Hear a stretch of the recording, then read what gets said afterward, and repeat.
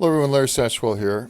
I wanted to make a bird feeder like I saw on Instructables, but I didn't have the right wood. So I had some bulb blanks laying around and decided to go ahead and try to turn those and use those as the top and the base for the mason jar.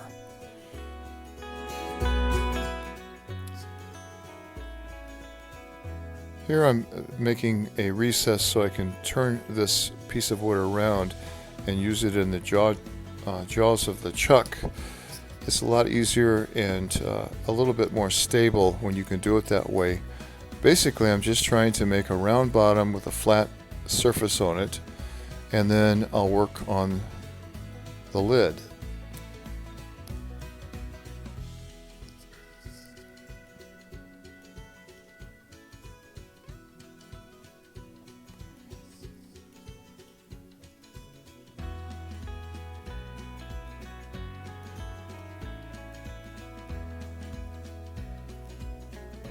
Took me about an hour to turn both the top and the bottom. I'm not a real fast turner, so I've skipped a lot of steps here. I still have the tail stuck up there for support, and I'm here using my hunter tool to smooth that out. I didn't do a lot of sanding on this because it's going to be outside and it's kind of a rustic element anyway. The top is much bigger and much more out of balance, and it was really scary trying to get it rounded, and took quite a while just to get that part.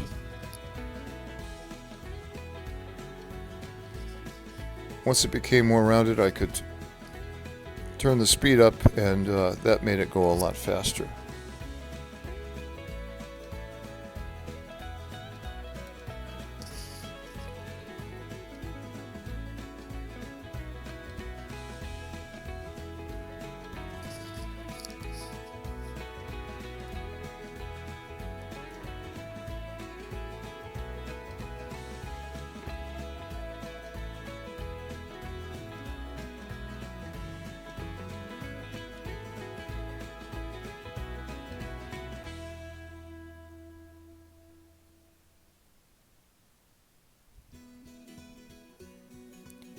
Basically wanted this to be a dome shape, so it would shed the water and kind of protect the seeds. And once again, I didn't do a lot of sanding here,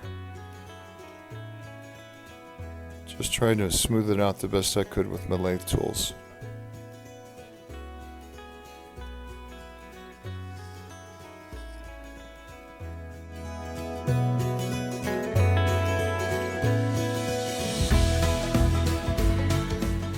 So let me share with you what I've done. First of all, because I have a knot on the bottom of here, I made a scrap piece. I just drilled a 2-inch hole in here for that to set level so I can drill it. Then I took my center finder for bowls and marked off a center line. And after that, I made a line perpendicular to it. Then I centered the ring the best I could. Then I centered the jar the best I could and marked where the rope holes will go using the Instructables from Rustic Wood in the workshop. He made 4 holes and realized, he centered them on the ring here, that the black sunflower seeds wouldn't flow through here. His suggestion was to make 2 holes instead of 4, but make them larger. So I'm going to use a 2-inch drill bit. And it just so happens that on my setup here, if I center the 2-inch drill bit, it'll go in these 2 quadrants. That'll give me plenty of wood to put the ring on with a couple small screws. So the next step is to drill 2 small holes and the rope holes.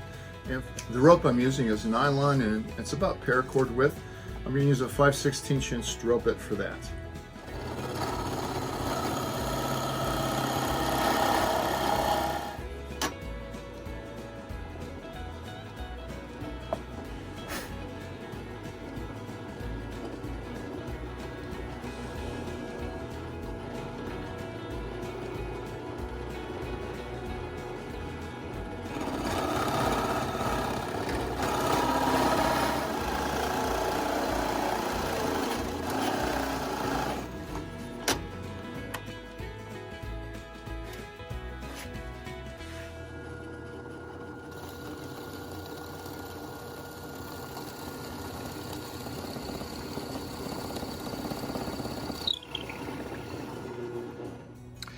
So when I went to try to establish the holes for the roof, I ran into some trouble. I tried the best I could to center the bottom on the top, and then I taped it down, and I just couldn't get it stable with that 2-inch hole. So I switched to a paint can, and I'm hoping that I can at least get these holes marked without messing up my whole thing. I've done a lot of work so far. We'll give it a shot.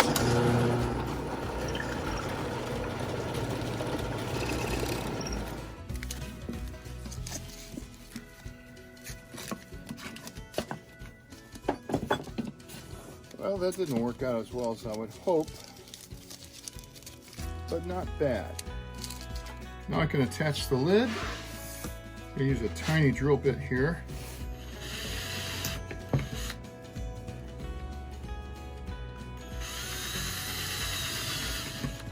I'm going to use brass screws to hold this ring on, and they have a tendency to strip, so I like to drill with a steel screw the same size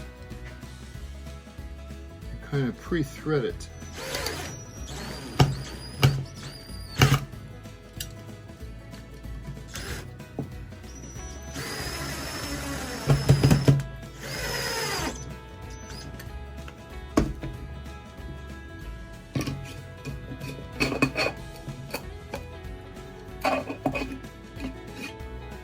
Just like rustic wood, I will spray this top with varnish, and down here where the food is, I'll use food grade mineral oil.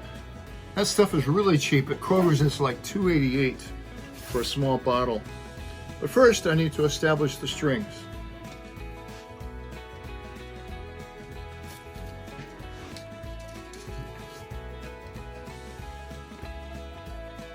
I'll put a double knot here, just go around twice.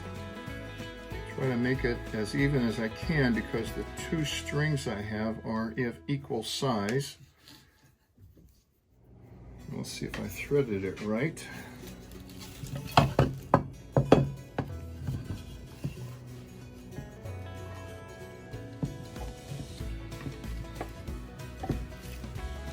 All right, I like it. Let's go hang it up.